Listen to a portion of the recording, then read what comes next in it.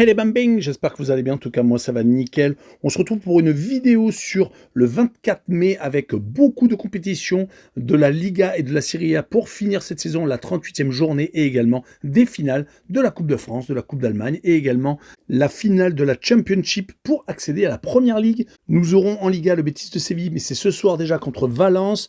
Demain, le Real Madrid contre la Real Sociedad et Leganés contre Valladolid. En Serie A, Bologne contre le Genoa et le Milan AC contre Monza. En Coupe de France, la finale entre le Paris Saint-Germain et Reims. En Coupe d'Allemagne, l'Arminia Bielefeld qui est pensionnaire de Détroit contre Stuttgart. Et enfin, en Championship, Sheffield United contre Sunderland, le 3e et le 4e de la saison régulière qui vont s'affronter pour le dernier strapontin pour monter en Première Ligue. Voilà, n'hésitez pas à venir nous rejoindre sur le site VIP et les réseaux sociaux.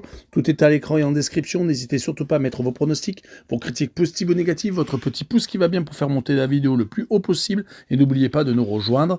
On est au-delà des 19 500. Merci encore. On commence par la Liga avec 3 rencontres. Il y a déjà beaucoup de choses qui ont été adjugées. Le titre de champion d'Espagne au FC Barcelone. Les places pour la Champions League qui sont déjà donnés directement donc au Barça, au Real, à l'Atlético de Madrid, à l'Athletic Bilbao et à Villarreal.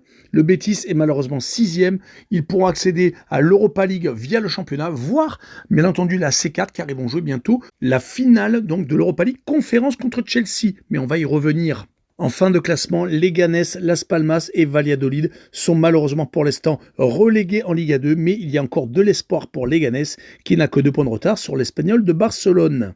En tout cas, on commence par le Betis de Séville contre Valence. Le Betis vient de perdre contre l'Atlético de Madrid le week-end dernier 4-1, mettant fin à 8 matchs sans défaite. La C1 est malheureusement loin. Ils vont essayer de se qualifier pour cette C3 via le championnat et également via donc la Ligue Europa Conférence où ils vont jouer bientôt la finale contre Chelsea. Cela va vite arriver, c'est dans 5 jours, mais ils vont jouer contre Valence qui de son côté ne joue plus rien, qui a réussi à arriver à l'essentiel avec une période où ils n'ont pas perdu entre mi-mars et mi-mai.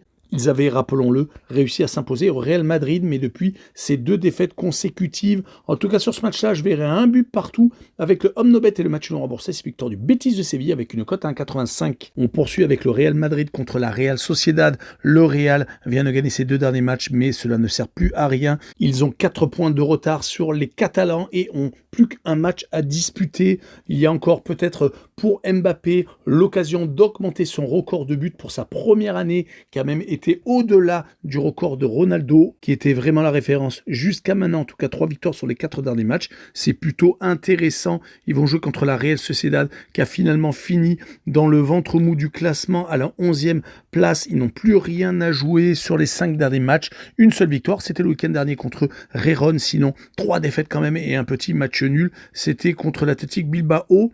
Ils ont tendance à se ressaisir quand même quand ils jouent contre des gros. Mais sur cette rencontre, je verrai le Real Madrid s'imposer que 2-1 avec la double chance 1N combinée au plus de 2,5 buts sur le match et une cote à 1,60. On finira avec Leganés contre Valladolid. C'est une rencontre que j'ai choisie entre 2 relégables sur les 3 malheureusement derniers du classement. Mais Leganés a encore une chance de se sauver, surtout qu'ils viennent de gagner 2 de leurs 3 dernières rencontres, une contre l'Espagnol de Barcelone qui est juste au-dessus d'eux, leur laissant encore un petit peu d'espoir, et ils viennent également de s'imposer à l'extérieur à Las Palmas.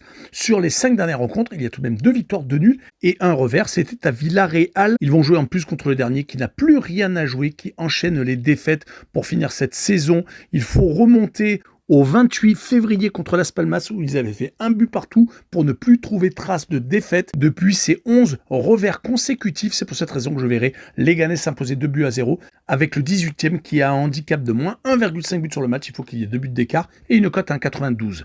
On poursuit avec la Serie A et 2 rencontres au programme avec tout d'abord Bologne contre le Genoa, le 8e contre le 13e. Bologne ne participera pas à la prochaine Champions League malheureusement. Ils se sont loupés lors du dernier déplacement à la Fiorentina. Ils avaient repris espoir avec cette victoire en Coupe d'Italie contre l'AC Milan. Mais malheureusement en Serie A, ils ont totalement craqué sur la fin. Ils ont 4 matchs sans victoire. Ils sont libérés de toute pression et vont jouer également contre une équipe du Genoa qui est sauvée depuis un petit bout de temps, qui sur les 5 dernières rencontres a perdu quand même 4 fois et en fait un petit match nul. C'est pour cette raison que je verrai Bologne s'imposer 1-0 avec la combinaison double chance 1N et le moins de 3,5 buts sur le match et une cote à 1,66. Et on finira la Serie A avec Monza qui se déplace chez l'AC Milan. Le dernier contre le 9e. L'AC Milan a malheureusement donc très mal fini cette saison. 2 défaites consécutives, dont une en Coupe d'Italie. Ils n'ont pas réussi à gagner la finale. Ils ne participeront peut-être pas à de Coupe d'Europe la saison prochaine car la Fiorentina et Bologne sont à 2 points devant. Si ils ne font pas un meilleur résultat, le Milan n'ira même pas en C4. En Ligue Europa Conférence, il y a une petite particularité entre les 2 clubs qui vont s'affronter ce soir, c'est l'AC Milan et Monza qui ont été les 2 propriétés de Silvio Berlusconi, il faut le savoir. Mais malheureusement, Monza va redescendre en Série B. Une seule victoire sur les 5 dernières rencontres, c'était à l'Udinese. Mais malheureusement, donc beaucoup trop de revers et vraiment trop de mal à ne pas encaisser de but. Sur cette rencontre, je verrai Milan s'imposer 2-0 avec les 2 équipes qui ne marquent pas et une cote assez intéressante à 2,15. Et on poursuit avec la Coupe de France, avec le Paris Saint-Germain contre Reims. Les Parisiens sont champions de France depuis avril. Ils sont donc en finale de cette Coupe de France et ils ont également une finale de Champions League à jouer. C'est peut-être la saison de tous les records, alors qu'on les voyait avec le départ de Mbappé, peut-être en dessous du niveau des équipes qui avaient été donc créées depuis 2013 à l'arrivée des Qataris. Eh ben non, on s'est tous trompés car le Paris Saint-Germain joue vraiment de façon extraordinaire. Ils ont marché sur la Ligue 1 même s'ils n'ont pas réussi à obtenir le record d'invincibilité qu'ils chassaient et qu'ils n'ont pas réussi à prendre aux Nantais, perdant contre Strasbourg et contre Nice. Luis Enrique va sans doute aligner sa meilleure équipe pour se préparer pour la prochaine finale de Champions League qui aura lieu le 31 mai. Ils vont en plus jouer contre l'équipe de Reims qui ne s'en sort plus, qui est actuellement en barrage pour ne pas descendre en Ligue 2. Ils ont fait match nul à Metz lors de la manche aller. Il y aura une manche retour prochainement. Dommage car ils avaient réussi avec des victoires contre Marseille, des matchs nuls contre Brest et à obtenir donc cette place en finale, à peut-être se sauver sans passer par les barrages. Mais depuis 5 rencontres, ils ne gagnent plus. Toute compétition confondue. Mon pronostic sera une victoire du Paris Saint-Germain 4-1 avec les Parisiens qui marquent le plus de 3,5 buts sur le match. Je m'enflamme peut-être un petit peu, mais c'est tout à fait possible avec une cote à 2,62. On passe à la finale de la Coupe d'Allemagne entre l'Arminia Bielefeld et Stuttgart. L'ancien pensionnaire de Bundesliga est en train de remonter en Bundesliga 2. Ils sont premiers. Ils ont d'ailleurs réussi à obtenir leur accession dans l'antichambre de l'élite allemande grâce à une superbe série sur les 10 dernières rencontres, toutes compétitions confondues. Il y a eu 8 victoires et seulement 2 petits partages de points. Rappelons que pour arriver en finale de cette Coupe d'Allemagne, ils ont réussi à sortir le Bayer Leverkusen en demi-finale, et également le Werder de Brême, l'Union Berlin et également Fribourg. C'est vraiment un parcours vraiment extraordinaire. À chaque fois, ils ont joué par contre à domicile. Du côté de Stuttgart, ils ont fini la saison sur 3 victoires consécutives contre St. Pauli, Augsbourg et contre Leipzig à l'extérieur en plus.